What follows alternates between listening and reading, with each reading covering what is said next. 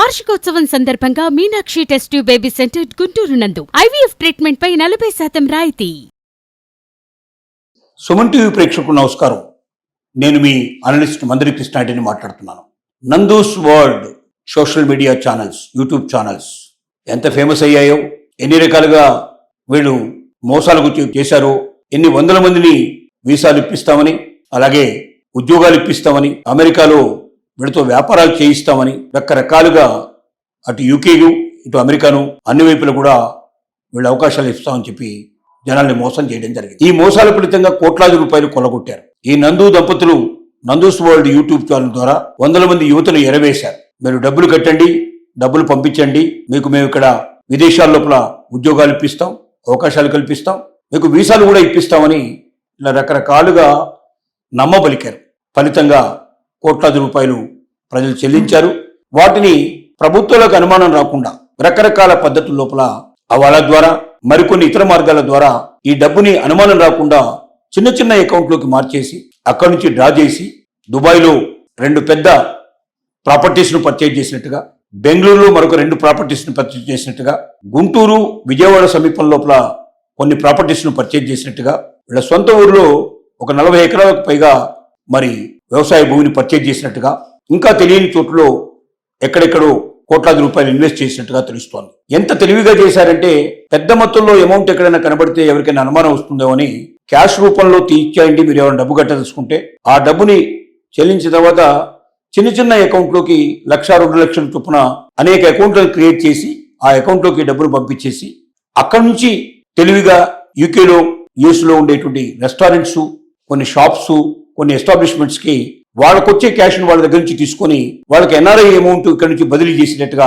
ఈ అకౌంట్ నుంచి వాళ్ళకు తెలివిగా బదిలీ చేయించేసి తద్వారా పెద్ద మొత్తంలో క్యాష్ తయారు చేశారు. ఒక దశలో వీళ్ళ కారులో $70,000 కానీ పౌండ్స్ కానీ, ముఖ్యంగా యూకే లోపల పౌండ్స్ కాబట్టి పౌండ్స్ ఉండేవని, దాని విలువ మరి కోట్ల రూపాయలు ఉండేవని, అలాగే ఎవరికి అనుమానం రాకుండా హవాలా ద్వారా వీటిని ఏ దేశానికంటే ఆ దేశానికి తరలించేవాళ్ళని, ఒక సాధారణమైనటువంటి కుటుంబం నుంచి వచ్చి ఒక రెస్టారెంట్ నడుపుకుంటూ వంటల గురించి ప్రచారం చేసుకుంటూ అలా మొదలైన జీవితాన్ని కోట్ల రూపాయలకు పెంచుకుంటూ ప్రజల్ని పెద్ద ఎత్తున చీట్ చేసి మోసం చేసి ఏ అనుమానం లేకుండా చేసేందుకు ప్రయత్నం చేసినటువంటి పెద్ద భారీ స్కామ్ నందూస్ వరల్డ్ స్కామ్ అని చెప్తున్నాను.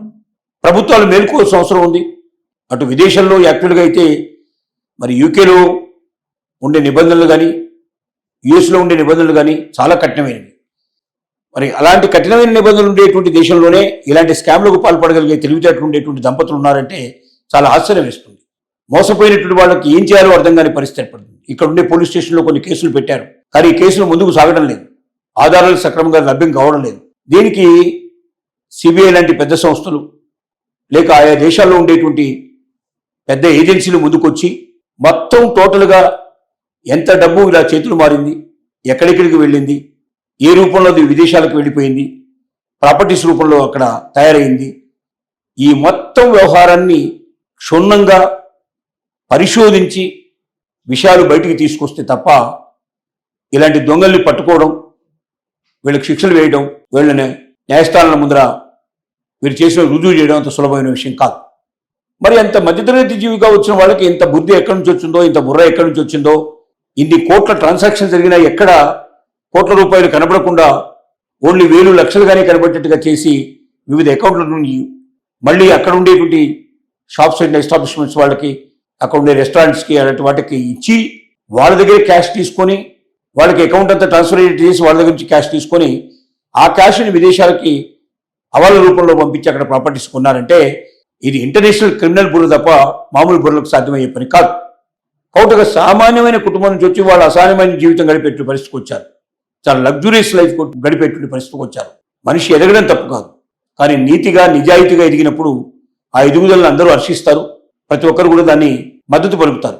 కానీ ప్రజల్ని చీట్ చేసి ఉద్యోగాలు ఇప్పిస్తాం, వీసాలు ఇప్పిస్తాం, మీకు ఇక్కడ స్థిరపట్టేట్టు చేస్తాం అంటూ విదేశాల యొక్క ఆశలు చూపించి భారతీయుల దగ్గర అత్యధికంగా డబ్బులు దండుకొని ఈ డబ్బులన్నిటి కూడా తమ స్వార్థానికి వాడుకున్నటువంటి వైనం లోపల ఖచ్చితంగా ప్రభుత్వాలు జోక్యం చేసుకోవాల్సిందే. పోలీస్ స్టేషన్లో చిన్న చిన్న కేసుల వల్ల లాభం లేదు. ఈ మొత్తం కేసులు ఎన్ని ఉన్నాయో అన్ని కేసులను ఒక దగ్గరికి చేర్చి టోటల్ అమౌంట్ ఎంత ఉందో అనేది ఒకసారి చెక్ చేసి తద్వారా వచ్చే ఈ కుంభకోణాన్ని విదేశీ సంస్థల యొక్క సహకారంతో పరిశీలన చేసి ముందుకెళ్లాల్సింది తప్ప చిన్న చిన్న కేసుల వల్ల పోలీసుల జోక్యం వల్ల ఇది సాధ్యం కాదు. కాబట్టి అలాంటి పరిస్థితుల్లో నందూస్ వరల్డ్ అనేటువంటి ఈ యూట్యూబ్ ఛానల్స్ ఈ మోసాన్ని అరికట్టకపోతే ఇలాంటి సోషల్ మీడియా సంస్థలు ఇంకా చాలా ముందుకు వస్తాయి.